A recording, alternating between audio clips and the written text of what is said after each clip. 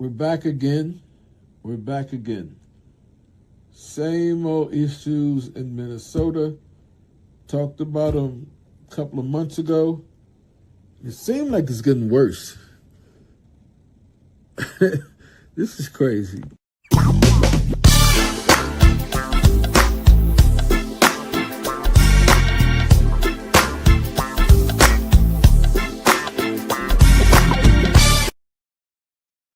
Hey, welcome back to the channel. It's Papa Benny. Thank you for joining us tonight. I'm going to talk about this stuff in Somalia, man. We talked about it maybe a couple of months ago, back in 2025, way back in 2025, like around October or so. You can go back and look at our videos. You'll see it. I did a little presentation with Brandon Lehman. You're gonna see a little bit of him tonight. This young man, I'm very impressed by him to be such a young guy who has such a command on the English language. I would call him a wordsmith. I love the way he talks. So we're gonna get right into this. He's gonna first talk about the Somalian shakedown, and then you'll see some spaces in there. I kind of put these little spaces in there to remind me, hey, right here, you need to say something. So I'm still learning. I'm getting it together. So let's get into this. Let's see how this thing is rolling with Brandon Lehman. Let's go, Brandon. By the end of this hearing, the evidence that Tim Walz is guilty is so overwhelming that Congress moves to have criminal charges brought against him. As always, like the video and subscribe to the channel. Oh, I do want to say that too. I do want to say that part right there. Not about my channel, not about my video, about his video and his channel. Subscribe to this young man if you want to hear some great takes. Depends on what you call great. I just call truth great. If you want to hear some great takes, and subscribe to him, man. Like his video, subscribe and like mine if you like to. But hey, go to him, go to Brandon, check him out. Very good. But let's start with a lovely Somali man at a city council meeting threatening Democrats to stop investigating their fraud or else they will stop voting Democrat. My name is Mohammed. I'm speaking today on behalf of the Somali community in Lewiston. Some of you sitting here today, we voted for you. We elected you to protect our community interests, not creating division or go after one elected member from our community.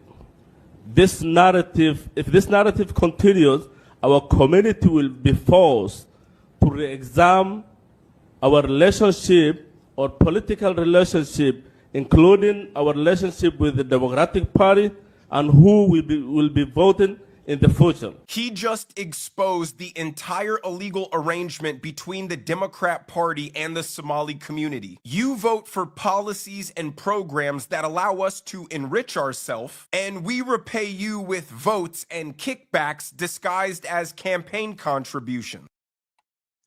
And that is the same for the entire Somali community. That's why over 90% of the people charged in this welfare scandal so far have been Somali. Not because white people couldn't have done it, or Asian people, or Hispanic people, or black people couldn't have done it, but because Somalis were the only ones who were so indifferent to robbing a program meant to benefit American children for their own benefit. But before we go into the hearing, let's hear from Congressman Byron Donald to recap the hearing by saying Tim Walz is 100% guilty.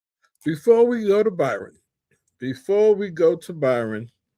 want to know if you can understand what he's saying when he said this isn't a racial thing. We really need to look at that. And the shakedown part, man, when the guy was like, hey, we didn't elect y'all to look into us or to take one of our constituents, sit them up and say, hey, look at what they're doing. And they're like, hey, you keep doing that, we're gonna have to reconsider our relationship with you. We just voted for you and put you in office, and now look what you're doing. So they don't want people who can operate honestly. They want people who just going to look out for them. You know what? This is the way our politics were. They still like that. But this right here is just blatant. These people from Somalia really don't understand, or they're not even trying to assimilate to our way of life. They have their own way of life, and a lot of piracy goes on over there. What our integrity and their integrity line are totally different. We need to know that.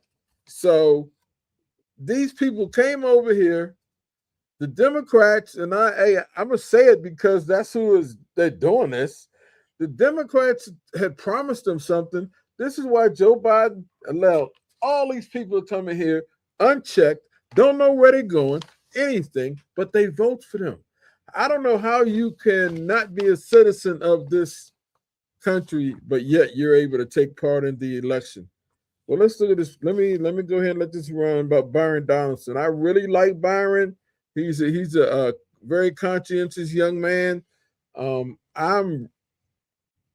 really tried to stay away from politics, but it seemed like my relationship with the Lord has pulled me in a little bit, just enough for me to understand what's really going on, because I really didn't understand what was going on.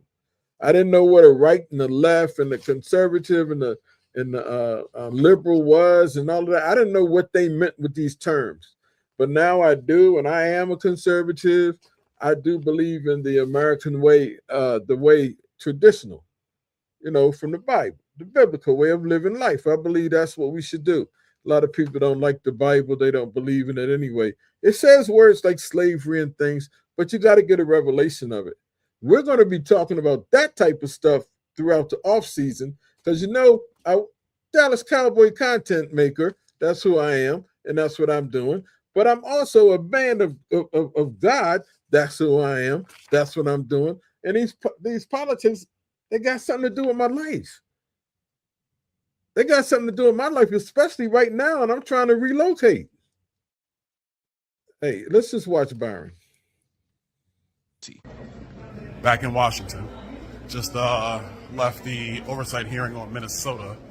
I mean, this thing is crazy. You have the governor and his team going after whistleblowers, state employees trying to do the right thing in Minnesota to explain the fraud that was happening, to get it under control. And it looks like Governor Walz, the lieutenant governor, the attorney general, Keith Ellison, not only did they know about it, they were trying to protect the fraud to continue.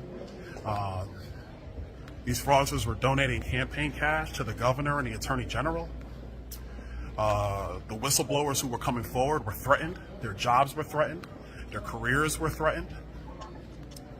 And then we find out that the fraudsters were buying property in Kenya and Turkey, sending money back to Somalia. The money going back to Somalia could potentially have fallen into the hands of Al-Shabaab, the Al-Qaeda affiliates in Somalia. Absolute crazy stuff. But at this Before he goes on with this too, I should have put a little space there for me. This, to understand that people are taking my tax money, your tax money, and living a better life than we are, and not under the penalties that we're under. Because if we miss $50 on something, man, they're gonna audit us, and it's a whole lot of stuff that we got to go through. These people are outright taking our money, and our government, whoever it was at the time, were not vigilant or diligent about watching where our money was going, and they just started letting our money go everywhere because nobody was watching the candy store. And so now all this fraud is being discovered. But I'm gonna tell y'all something that I know. This little bit of fraud they talking about is way bigger than this. And don't think, I know the Republicans, their hands not clean either. So it's not just Democrats. It's just right now it's Democrats because they got caught with their hand in the cookie jar. This congressional hearing, Congressman Brandon Gill makes himself famous by confronting the one Somali-loving, self-hating white guy witness with the true, brutal statistics of the Somali problem in Minnesota. Let me ask you, does large-scale Somali immigration make Minnesota stronger or weaker? Certainly stronger. Certainly stronger. Do you know what percentage of Somali-headed households in Minnesota are on food stamps? No. 54%. Do you know what that number is for native Minnesota-headed households? Well, to be clear, a majority of the... It's 7%. There's a big difference between 54% and 7%, is there not? Excuse me, sir, could I answer the question? Let me move on. We've got a lot of questions here. What percentage of Somali-headed households in Minnesota are on Medicaid? I don't know. It's 73%. Do you know what that number is for Minnesota native households? Again, you're using the phrase Minnesota native households, but the majority... The number is 18%. That's quite an astounding difference. I think we would agree. Can I answer the question, please? Let me ask you one more, and then we can go on to that. What percentage of Somali-headed households are on welfare in general? I don't know. It's 81%. What about, let me just ask you, after 10 years of being in the United States, what percentage of Somali immigrant households continue to be on welfare? I don't know. The number is 78%. But Brandon Gill questions the other witnesses on the panel, and this is where they reveal just how complicit Tim Walz was. This right here is very, very, it's troubling.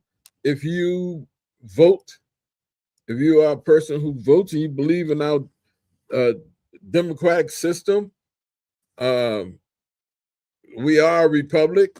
But man, this is astounding. The amount of fraud that they're finding, it kind of, I was looking at my, I got stuff in the mail today from the IRS, and I was like, I don't even want to pay my taxes, man.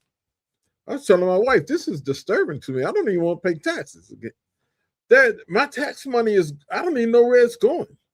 But all I know is they hold a gun to my head if I don't pay them. They'll lock me up.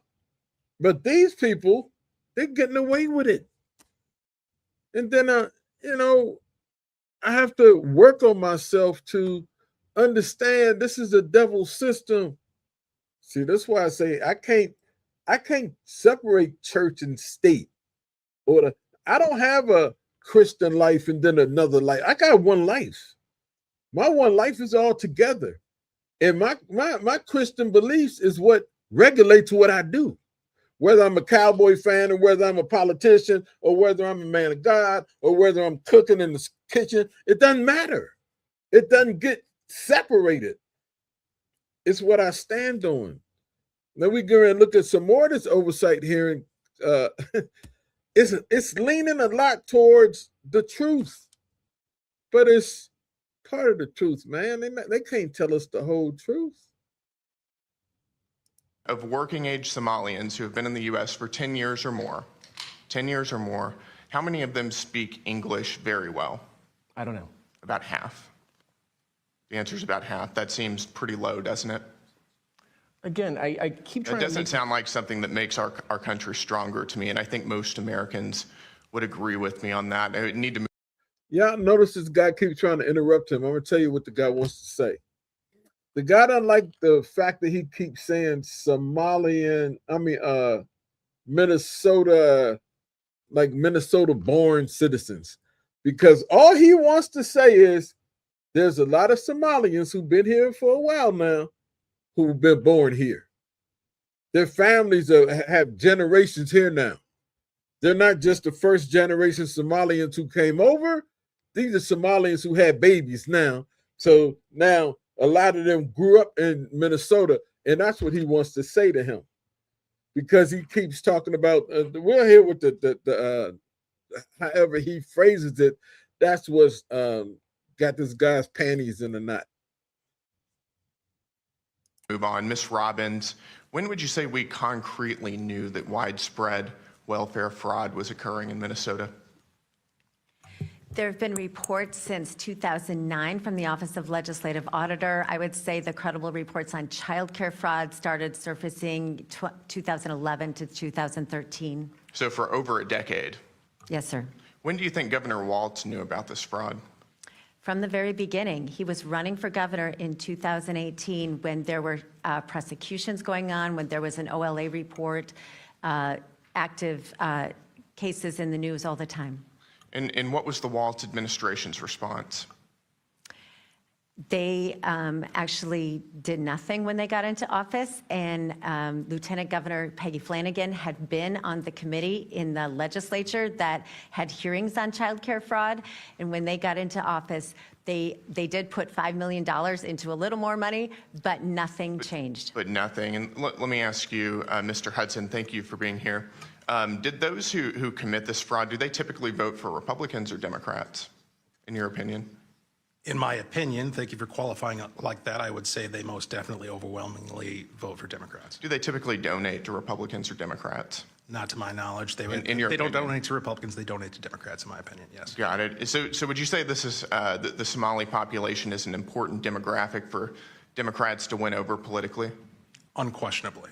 Got it. And do you think it would have hurt Democrats' political standing with the Somali population to investigate this fraud? Very clearly. Got it. So in other words, you're saying that there was a political incentive to cover up widespread Somali fraud. Is that right? 100%. Got it. Let me ask all three of you. Did the Walz administration and Democrats intentionally, in your opinion, overlook this fraud while it was happening for political gain? I'll start with you, Ms. Robbins. Absolutely. We have credible whistleblower reports that the Department of Human Services administration up to the OIG and the commissioner met with a group called the Minnesota Minority Child Care Association multiple times, and that they were trying to weaken protections. We wanted, Right. we had several changes we wanted to do, and they opposed all of them. And Mr. Hudson and Ms. Rarick, and then my time is up. I would agree. Absolutely. The whistleblowers confirm it. Got it. Thank you. This is wild. It's very wild, but you know, sometimes our government, they'll even go through all these little steps like this and nothing happens. Nobody gets arrested. Pam Bondi, like what she did with Letitia James and Comey, she blew it. She blew it. She's supposed to be the head of the DOJ, and she blew it. But I'm like, did she really blow it, or did they want her to blow it? You know, so it's kind of crazy, man. Let me see. Oh, this Anna Pauline Luna comes next. Here, let me let Brandon go ahead and introduce that to you. Thank you. And that's why at the end of this hearing, Congresswoman Anna Paulina Luna says, we've heard enough. Time to file charges against Tim Walz. Honorable Robbins, based on your record before your committee, when did Governor Walz first become aware of widespread fraud in Minnesota social service programs? I would assume that he has been aware of it since he ran for office for governor in 2018. By 2017, DHS investigators warned CCAP fraud could exceed 50%. What was that information elevated to the governor's office? Yes, there was an OLA report. You see how they have like honorable right here in front of their name? He has it over here. She has it there. I'm like, are they just calling them that? Are they judges or what? Man, if I had a crack research team, I have right on that. Thank you, ma'am. By 2020, state officials knew Feeding Our Future invoices were fraudulent. We know that payments continued to the AG's knowledge. Did they continue to the governor's knowledge as well? Yes. Attorney General Ellison agreed on tape to fight Minnesota's own Department of Human and Health Services in exchange for Somali political and financial support. In your personal opinion, do you believe it is a possibility that Governor Walz also made that personal deal, or that he at least knew about the Attorney General's agreement? I don't know. I hate that his last name is Walz. He spells it different, but when AI spell it, they spell it like my name. I can't. Okay. I don't want to rehash what you guys have spent hours answering. We know that there's a big issue with the fraud in Minnesota. So on a number of things, I'd first like to point out, thank you for being here today, but because of your testimony and because of some of the evidence that we've seen brought forward, as well as I'm sure the fact that this committee, I assume, at Chairman Comer's direction, will be soon subpoenaing AG Ellison, I would like to make criminal referrals regarding Governor Walz as well as AG Ellison. As you know, U.S. Code 371 and U.S. Code 2, which deals with criminalized conspiracies to defraud the United States and establishes liability for individuals who knowingly aid or abet the commission of federal offense, includes willful blindness or deliberate inaction where duties to act exist. So I will be referring them later on today. So this coincides. Do y'all know this is like Watergate? Some of y'all probably don't even know what Watergate is. This is a big deal. When I was young, Watergate was a big deal. You know, black against white was a big deal with this. Racism was a big deal. Racism is going to be here until we die. So I don't know why people keep tripping off racism. Who's a racist, who's not? I don't care. I don't care. I don't care. You shouldn't even care about who's a racist. It has nothing to do with you. Are you a racist? Hey, just deal with yourself. So anyway, Watergate, when they broke in Nixon, Richard Nixon, he was the president, and he was going up for re-election, and he was going against somebody. I can't remember who it was, but anyway, they broke into their election office, and they were getting information and all this, and the Watergate break-in became a big deal. Well, this right here is like a big deal, man. I'm trying to tell you this right here, government, big deal. This is a big deal right here. They're going to make it a big deal. They're going to make an example out of somebody. Hey, Nixon, not one day in jail. Not one day in jail. Even though they found him guilty of everything, he got impeached and went away and kept his millions. So this is what I'm saying, man. I'd like to see something really happen. Right here, let me see where he's going. Oh, now we're going to have your boy in New York. For those people, I don't know who voted for him, Mandani in New York. How did he get there? Come on, man. Sides with the Department of Justice already opening a criminal investigation into Tim Walz. This is why he dropped out of the race for governor, not because the fraud got exposed. Minnesota is clearly filled with too many self-hating white liberals to care about the fraud. That's just a small price to pay for their diversity utopia. He dropped out of the race because he knows he is going to jail. And if the Democrat candidate for governor ended up going to jail, that would essentially just hand over the win to the Republicans. But the last thing I'm going to show you is, despite everything that's come out, all the evidence, all the proof, Zohran Mamdani also wants to get in on the fraud and announced that universal child care is coming to New York City with an emphasis on home care providers, the same thing that the Somalis took advantage of in Minnesota. This guy might want the fraud. He might want to take part in the fraud, or I don't know. Allegedly, this guy, Mandani, I don't know how he got in the office. I don't know how New Yorkers voted for him. I got family in New York. What is wrong with them? How did they vote for this guy? This is crazy. This reminds me of when Obama got to be president, that people just wanted change. We just want change. Now, this guy wants to bring the same fraud or the setup, say the skeleton, of the fraud outworking or infrastructure. He wants to set it up in New York where he's in charge so we can watch it all over again. And watch the New Yorkers. They're so happy. They're going to clap. They're really happy about this. Not only when we make pre-K truly universal, but expand this care to include all 2- and 3-year-olds across the city.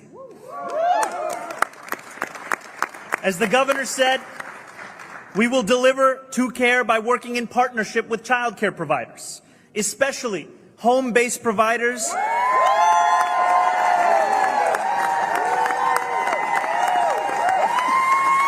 Wow.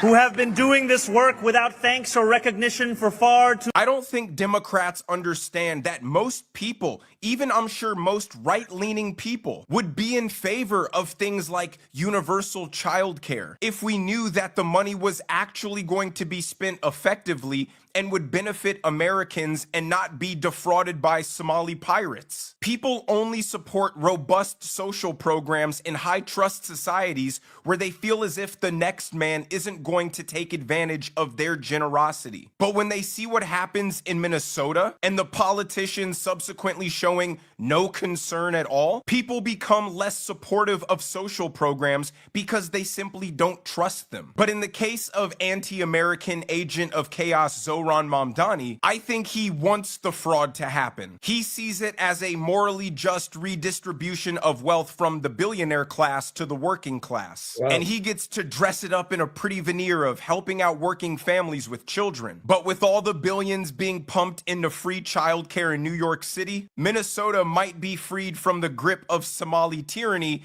because all the Somalis are probably just gonna now move to New York. But let me know what you guys think down in the comments section below. If you enjoyed the video, make sure you hit that like button. Make sure you subscribe to the channel if you have not already. Turn on those notification bells so you never miss a video. And I will see you guys in the next one. I like the dude, man. I think y'all should go and subscribe to Brandon Lehman, man. The dude is great. I'm gonna look now. I was gonna stop right here, but I want to do part 2 to this, where we're gonna look at Jim Jordan. Some more of this committee asking questions, and he's gonna start talking about this feeding our future people.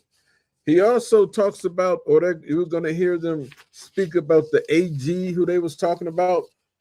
His name is Keith Ellison in Minnesota. He should go to jail too. He's a black man too. And he's a thief, but he wasn't that good. All of them got caught. Chair, now recognize Mr. Jordan from Ohio. Thank you, Mr. Chairman. Mr. Hudson, who is Salim Saeed and Amy Bach? I recognize those names as defendants in the Feeding Our Future trial. They ran Feeding Our Future, is that right? That's correct. And they've been indicted? That's correct. They've been convicted? That's correct. And they're in jail waiting sentences, is that right? As I understand it. Okay, I want to go back, because earlier with Mr. Gill, you said that they overlooked the fraud. I think it's worse than that. I think they helped it along. I'm going to go to this meeting that took place, or actually I want to go to March 30th, 2021. Is it true back in March of 2021, the Minnesota Department of Education suspended payments to Feeding Our Future, that program? Is that right? I believe that's correct.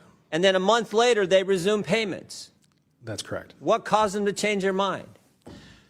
In my opinion, what caused them to change their mind was pushback from their constituency within the Somali community, who accused the state agencies of being racist.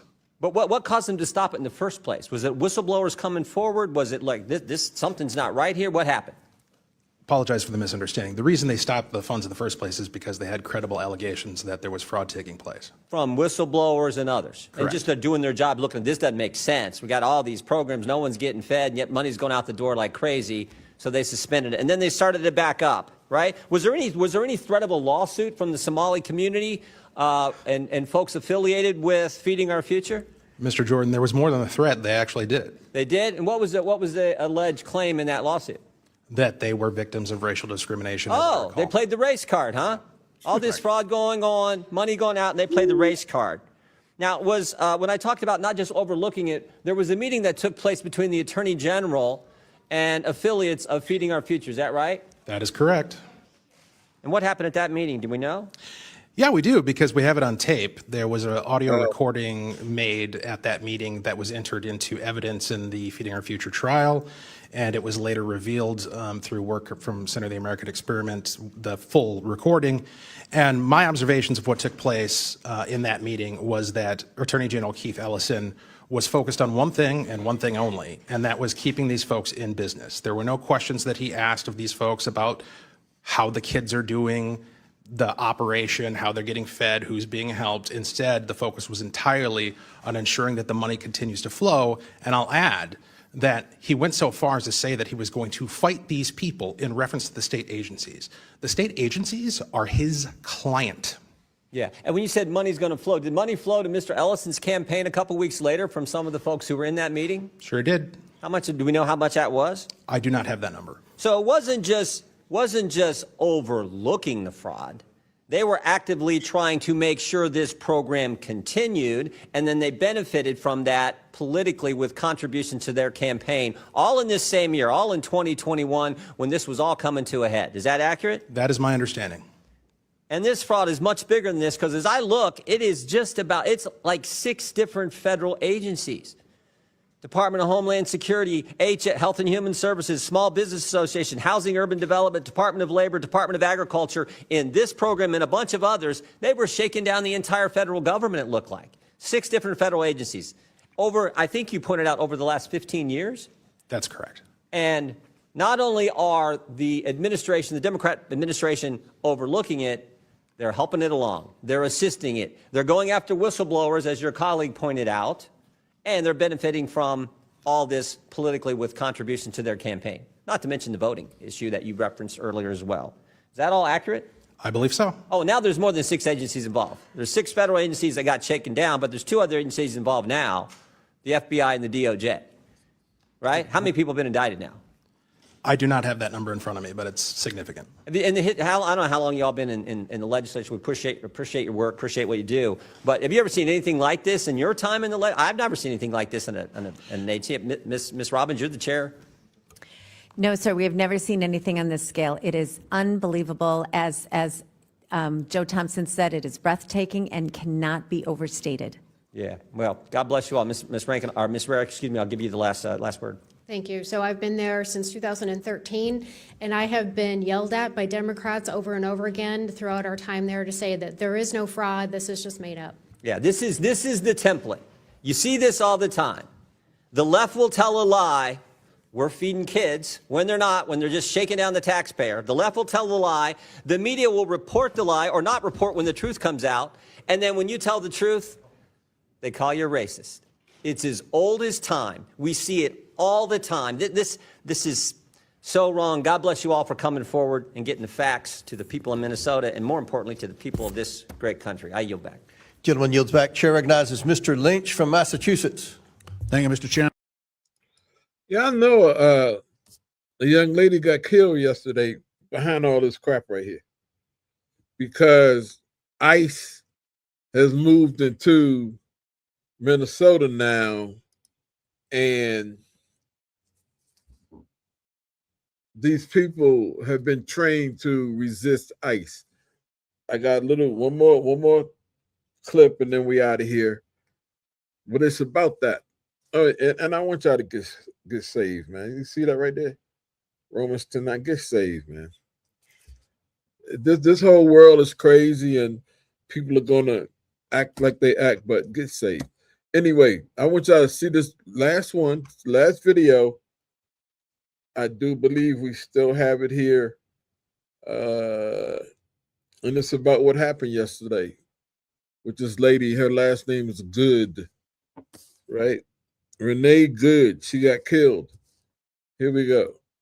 So this is it. And then. Well, I was struck by a few things. First of all, it's horrifying to watch.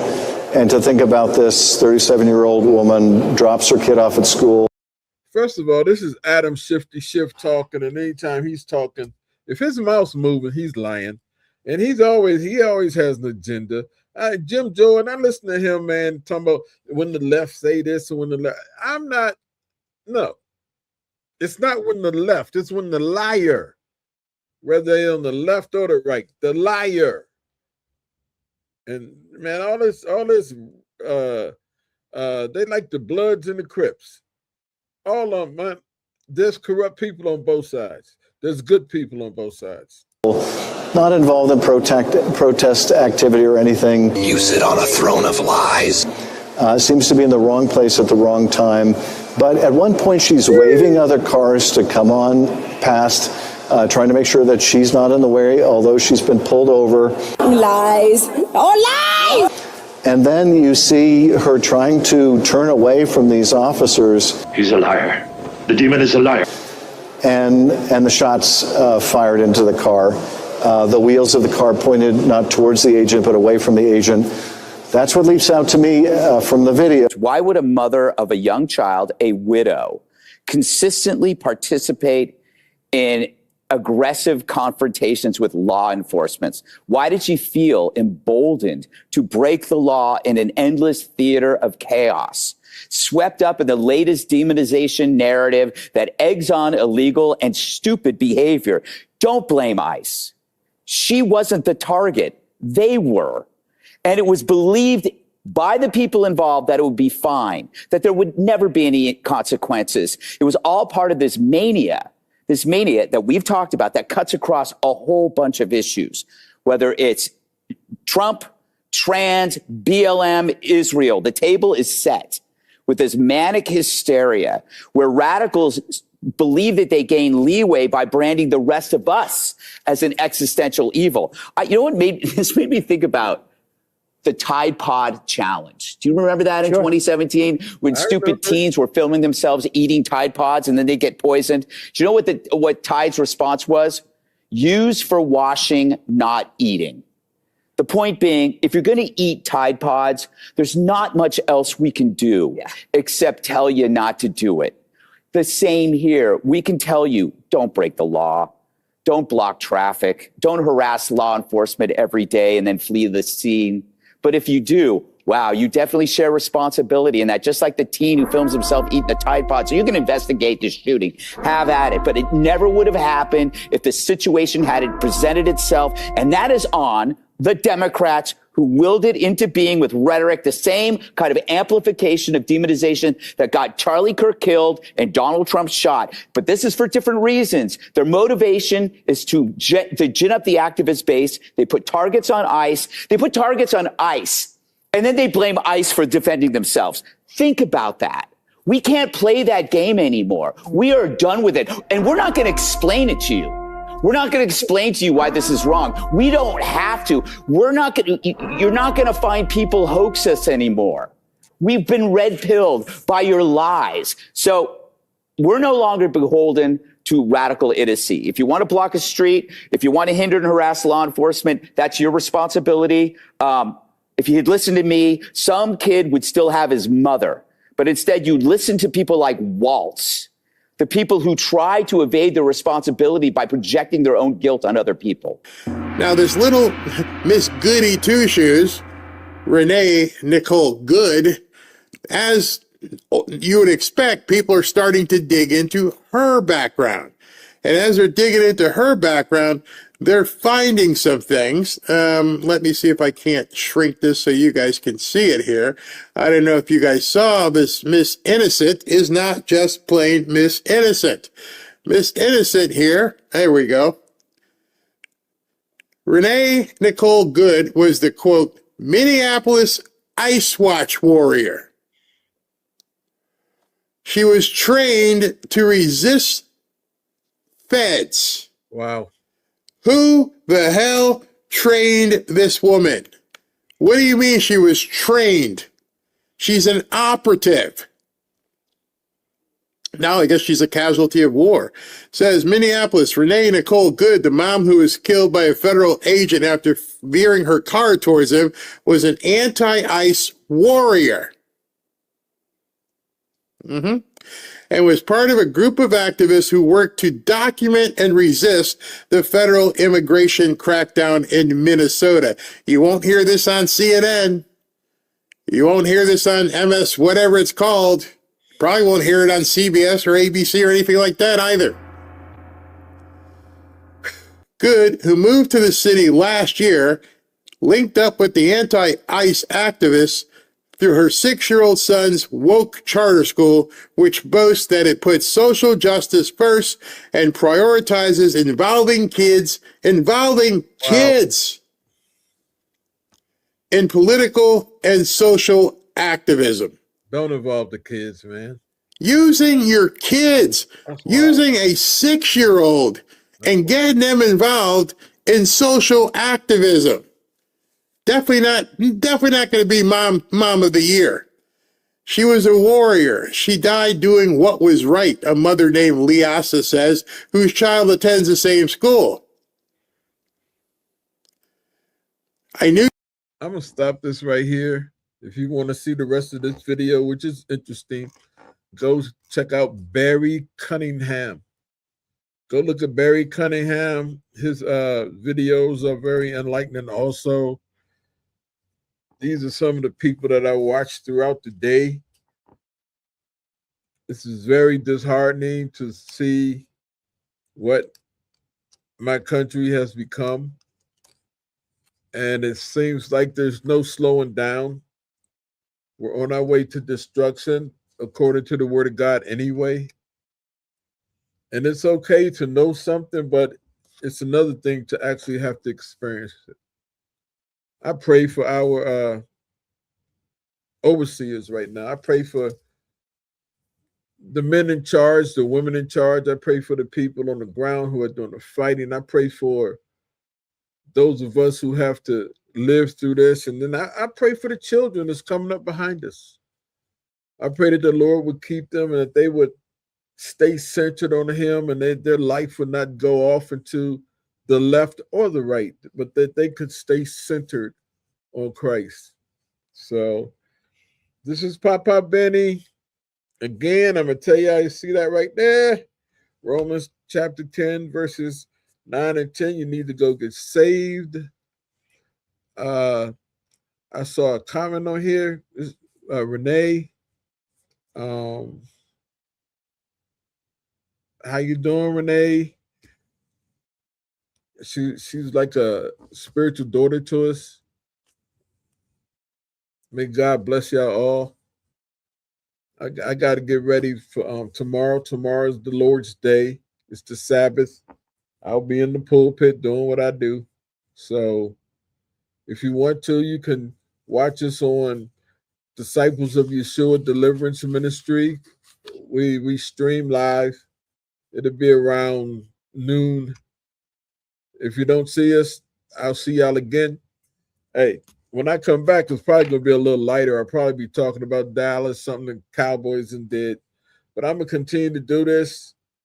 I may not be like the traditional content creator because they'll pick one thing and do it.